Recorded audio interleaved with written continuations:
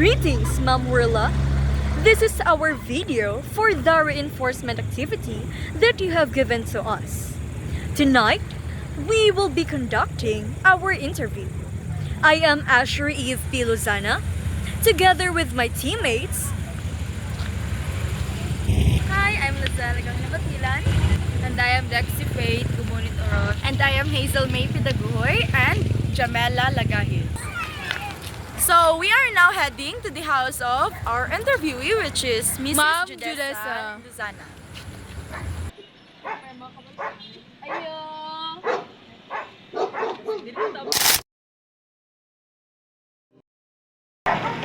Good evening, ma'am. We are from Travel National High School, Senior High School, and today in our subject oral communication. As a professional, what are your strategies or how do you improve your intrapersonal and interpersonal skills at work? Okay, so when we say intrapersonal, that is on your within yourself. When we say interpersonal, it is your interaction with the colleagues. Now, let us have first the ato sa tani interpersonal. So, the interaction, how did I interact with my colleagues? Now, the first strategy is this one. You should have a wide ear, meaning you have to listen. You have to listen to your colleagues, and even though sharing just simple personal, so it is the interaction, how I interact with my colleagues. So the first one is you should have a wide ear. Wide ear, not marites ha. Wide ear meaning you have a heart to listen to your colleagues. Maskin ka mo, you should also have a wide ear, meaning you have to listen to your classmates. Cause, or shall I say, be sensitive. Be sensitive sa surroundings. Then, aside from that, teamwork. Kana jud, numero uno ng teamwork. Do not compete with your colleagues. Just do your task. Aside from doing your task, do your part. Do your part. Do not just let nga sila na'y bahala ana, sila bitaw mga higher in rank, sila na'y bahala ana. Dili na nga mentality. It doesn't apply to you. Bati nga mentality. Aside from that, teamwork, understanding. You should understand your colleagues. Every one of us, tagsa-tagsa tao, shall I say life endeavor every day, lahi tag gipangagian. So you should understand your colleagues too. Nakagipatrabaho niya, he's not or she's not in the mood, do not force. You should also have a heart na okay, I understand. Intrapersonal, that pertains your inner self, your values, your beliefs, your self assessment of yourself. So the first really one is self-care. Anong self-care man? How can you interact to your colleagues, to your classmates, to your family if you don't have love of yourself? So may buhaton when we say self-care, you should have enough sleep. Enough sleep, right? Ngano kanang anxiety, over fatigue, stress, these are nagikan, it's kanang tungod anang less lang og tulog. So you should have enough sleep dayon aside anang enough sleep, you should have mag-care ba sa self ba nga? Abi na lang man kay minyo dili na magpa-sexy. Yes, right. You should dili lang kay kay take note, teachers are dealing students nga lahi-lahi bitaw mga batasan. So ikaw magpaila jud ka nga teacher ka. So no matter what, compose yourself. You are really a teacher. You are beautiful inside and out. Char. And also mag-self-assess ka sa imong self. When we say self-assess ka na, unsa man ko nga pagka-maestra di ay. And every naay mahitabo nga, for example, you don't like what happened sa mga scores sa mga bata. assess yourself, kanang at the end of the day, mag self-assess mo, kanang what am I doing, kanang am I doing great? Am I doing good in my job? Am I doing good in my studies? So ana ra po the same thing lang gihapon. Then aside sa self-assessment, kanang once you maka-encounter ka og mga conflict, imo man pong i-self-assess inig ka right after inig ka hapon ana kanang galing bitong sleep kanang it's it's best way nga mag-assess ka sa imong self, how you do the day, how you do it, kanang am I productive or I need something to develop. I don't like this strategy, I don't like this boy, I don't like this student, so ngano din ako siya kanang. So that is why mag self-assess gyud ang teacher. Then aside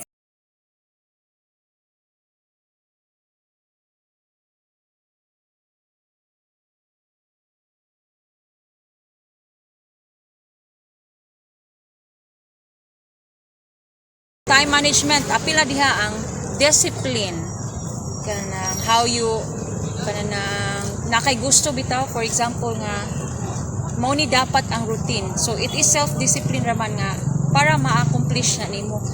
No one will man nimo kanang wala man sa uban gadala, you yourself ra gyud kanang it's kanang ang self ra gyud nimo man.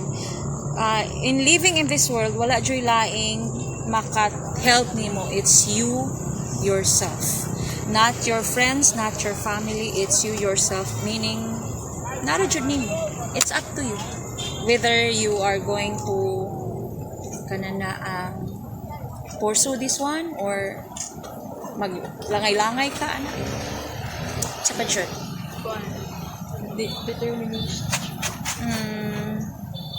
Determination apil na diha sa imong time management.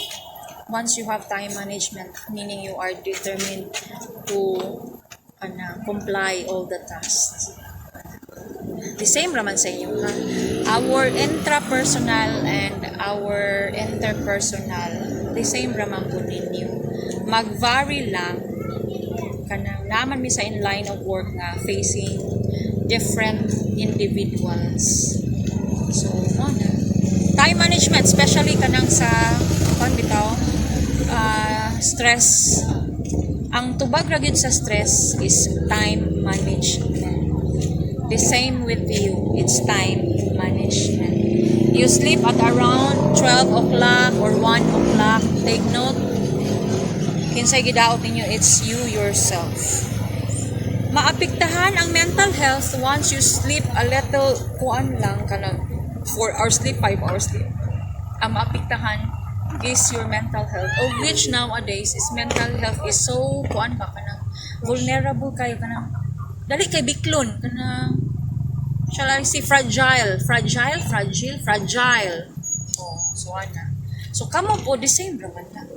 So you should also manage your time, labi na si Ashiri nga akong silingan, always nga dugay mo matulog. Kamo po no dugay mo mga gastuso. Why not practice ka ng mo sleep mo og 9 o'clock, then you are going to wake up early. Nga early, mag-start mo og 4 o'clock. Do you know nga, when our brain is at this hour, ang functionality niya is only 20%. Less na ang mag-function sa tuwang brain karong orasan. Whereas, if you are going to work by 4 o'clock, anang dawn, 100% ang functionality sa brain. Ma'am, dili magkukumatag sa iyo. You should sleep early. Teamwork and collaboration. Ako i-add on sa teamwork and collaboration. When we say teamwork and collaboration, kanang there is a competition, pero healthy ang competition ba? Dili bitaw nang magbunahay dahil magdaotay. That is no longer a healthy competition. So there should be a collaboration within your colleagues.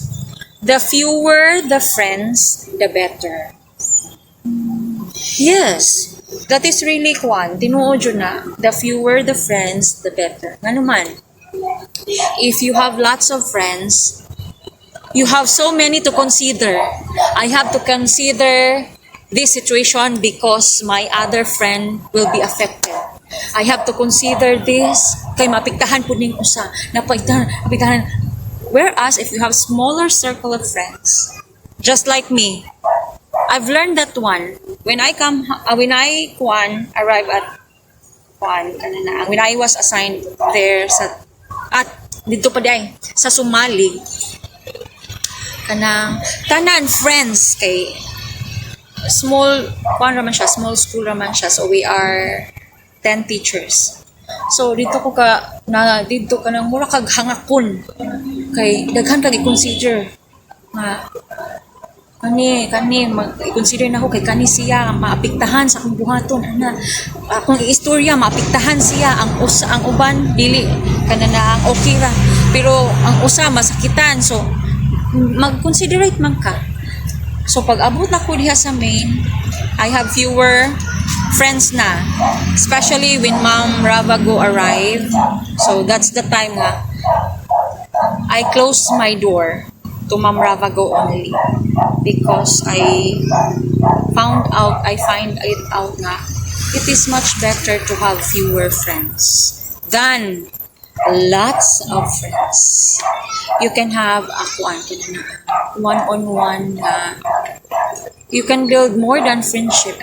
You can have a sister from another world. You can makakita ka nga true friendship yun sa fewer friends nung ka sa daghan. Mind you, once it is daghan kayo imong friends, only few also sympathy. Empathize you kanang may simpatiya nimo diliin nga tanan. May simpatiya, it's not inana nga kuan. The same ra maghapon, inana man ang community, the same ra man sa tuang community, the same ra pud na ninyo. Diba? Kanang inyong friends, some are not true. The same ra pud na when you are in kanang at work na. The same also nigabot yung college, the same ra gihapon na be careful of your friends na inyong kuan kay basig ang friends nga inyo pong gipili are also kuan kanang stress contributor nimo. So mas maayo nga you have to choose wisely. So I am lucky enough to have Ma'am Ravago as my sidekick. Kay kana bitaw wala mi ana because we listen to each other.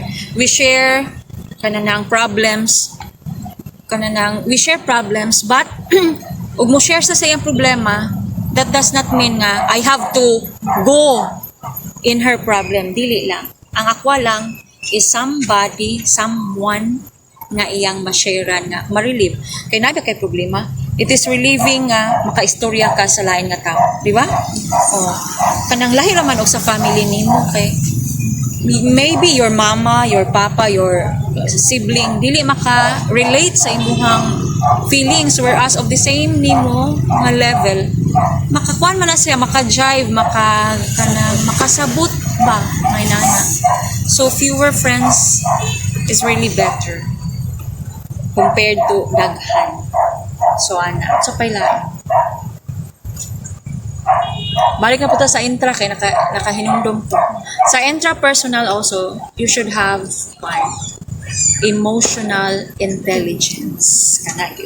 That is the most important too. Emotional intelligence. Meaning, magmasid-masid ka sa environment mo. Do not be a self-centered. Maminaw ka ba? Maniid ka sa palibot nimo nga. Okay ba ka niya akong buhaton? Acceptable ba ka niya? Karon ma'am kanay daghan mga bata karon niya wala na bitay emotional intelligence. Yes. Then unsay imong mastorya, unsay imong matambag sa ila bitaw like sa pareha po na ng group of friends nga nasa isa ka friend niya wala emotional intelligence, unsay imong matambag ato isa ka friend pod nga unsay yang mabuhat bitaw nga para sa tuntong walay kuan. Okay. So in that case, ngayon unsa mo nga generation Z Yes. o Generation Z, tinuod yun na reality check kanang less nag-emotional intelligence. Ngano man, mo backfire na siya. Mo balik na siya sa parents. Ngano wala emotional intelligence because there is no presence of parents in the family, in the kanang home. Ano man, busy si mama, busy si papa, o panarbaho mo ni mo na. Kanang walay makasupport emotionally. So, ang mga Generation Z, that is why nga, wala, kanang dili na sila emotionally kanang knowledgeable nga kaya nagsagukmok diha wala, who cares kung inana so for example if naamo sa circle of friends nga wala gyud totally nonchalant butang na nonchalant naman gina siya no kanang wala bahalag nagbinugnuay na diha wala murabag mura ginana ba kuan na lang kana na you cannot change man siya unless that person willing na mag-change. Ang inyuha lang, if you have a heart, a big heart, and a wide understanding. Kana na, if that is really how you treasure your friendship, kamo na mag-iguan nagkuanon ba na ninyo, still you are going to kanang dawat nga sa regardless sa iyang pagganansiya lang na kasi nanay naghilak diha magstorya pa siya mga bati nga storya or as in walay kwan ba namo yun na nga friends na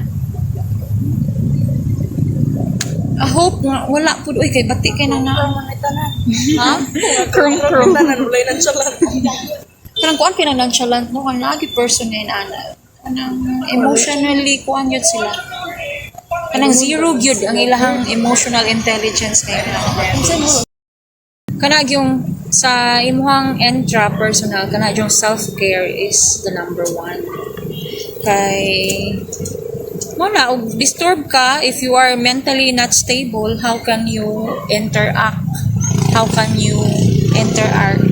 other person so mag-start yun sa imuhang self so self-care so una yun si intrapersonal before ni interpersonal para lang sa kuha I don't know with the others basta sa kuha it really starts sa self and this one is so powerful that is why God made mind over heart muna nga and every decision we've gone through kani jud mo atong sundon dili kani siya check and balance ni sa diri kay mao na siya moingon nato nga kung kani ang thought is wrong kani siya mo check nato nga that is wrong so kibali conscience ni nato so mao na nga kani gyud mo prevail siya mao nang silang duha mag team up but nauna jud ni siya create yun Ginoo nga head over heart kay para siya mo'y so muna nga kanana self-love sige dili self-care self-love na gyud mas bugat ang self-love o self-love gyud mas importante before you can interact other people kamo go the same ma'am di man ko kabaluan ng self-love kabalo mo dili abi na ko dili i-love good ninyo inyong self by unsa man sayo matulog mo smile ba mo sayo matulog ano mo smile man dugay man matulog ayaw jud mo ana kanang mental health is valuable nowadays kay kamo bitaw mga vulnerable man mo kanang dili mo ka-handle og too much pressure kanang murag maangging mo murag masyunga too much pressure bitaw dili mo maka-hold dili mo makasabot na dahil nga nagpatong-patong ang mga task muna nga mag time management but before anang time management sleep yun self-care self-love karon bitaw kanang ako na lang nang i-share ninyo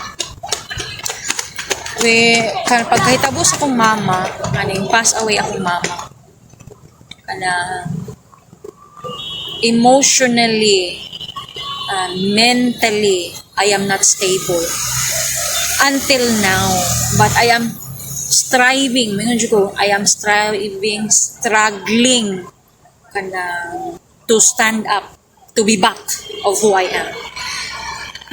Na-realize na ako na nowadays, pagkawala na sa akong mama, for how many months na nga, disturb akong sleep. Kanang dili juday ka stable once nga. Imagine nimo akong sleep for almost 6 months, dili tarong sa nahitabo sa akong mama. Nakakuan ako, anxiety, nagka-anxiety na ako, nagka-depression ako. But, I managed it. Nag-self-assist ko baka na bang naka-discover ko sa kung self nga nga inaani ko. Akong gi-evaluate. So, nag-self-assist ko ka na bang imong i-evaluate imong self nga nung nainani ko. So, dapat ka muna mo yana. So, nag-evaluate ko sa kung self nga na inaani ko.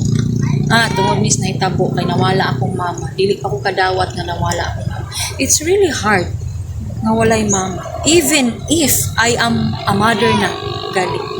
Nang lisod kayo nga knowing nga mumata ka sa buntag nga wala kay mama. Kana bang idea nga mama, wala kay matawag nga mama. It's really difficult, it's really hard. So for 6 months nga wa ko tarong tulog. Nagka-anxiety, nagka-depression ko. That is why nakahimo ko o cubicle sa ko ang room. Ang purpose na ko sa cubicle is to be alone with the students. You know what? Makadungog ko sa mga bata magkinataw-anay. Ang nasa kong idea, nasa kong thought, ako ilang gikatawan, nalipay sila sa nahitabo na. So see how ang imuhang mental health nimo maka-affect nimo. So kinsa may gamug na ato, it's me. It's not the situation, it's me, how I handle the situation. So dapat in every situation, kabalo ka mo handle. It's good for me kay balik ko dayon nga after 6 months ana nga kana akong mga silang it's only Ma'am Ravago ang akong kana na ang mga makig-enter ako. The rest of the teachers, even ang amo ang school head nga ako ang sister-in-law, kanang I shut them down. Kanang I don't want to see your faces. I want myself only in this world. Kana ba? Yan bang akong gibutang sa kung nga I am alone in this fight. Kana. Of which is wrong kay mo to nagka-depression, nagka-anxiety ko. Nakuan lang ko kanang ako ra po'y nag-heal sa kong kaugalingon. Kay kisa may laing mo heal sa imong self. Di ba? Imo ra yung self gawas kong na kay enough budget for enough nga budget for kananaang medical professionals na matukag psychiatrist, psychologist para mawala imong depression. Pero it takes time, it takes money. Ako kay kag mawala. So muna until now kanang striving ko. So that is why nga muna akong na-realize ba. Mental health yun is really important. Then wala may laing makakuan sa mental health ninyo nato. It's only us. Kay kita ra may nag-control. Kita may gadala sa tuwang mind. Walay lain yung control ana. Kita ra jud. So muna, pinaka-importante is ang imuhang mindsetting. Parihara ba na ninyo kanang mga zero sa test? Okay na ng zero ay. Remayon po yung mindset ba? Mindset. That is really correct nga kanana ang saying nga. Mindset ba? Mindset. Mindset lang yun. Kanana ang positive vibes lang ba? Kanang positive idea in every situation. Ana ra. Yeah, what if mo, bagsak mo yung mo? Ako ready ay. What if mabagsak ka? Take it positively. Do not take it negatively. No, patawaan mo ko nila mo. It's okay nga makatawa sila. It is the reaction man. It is you who control yourself on how you kuan ba kanana ang interact, how you respond to the stimulus.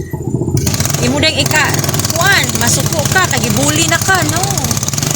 I don't believe in bullying. Maghimo lang na siyang bullying. Mahimo lang na siyang bullying kung ikaw pagdawat nimo, you take it negatively. Di ba? Kanong sa man din na mabuli. O nya kamo, magbuli man mo. Mga tawa raman mo. Nya, bullying din na. No, it's not bully. O parihala mo mga maestra nga magkinuanay, magkinantsaway. Dili ko na siya bully kay wala may nasakitan.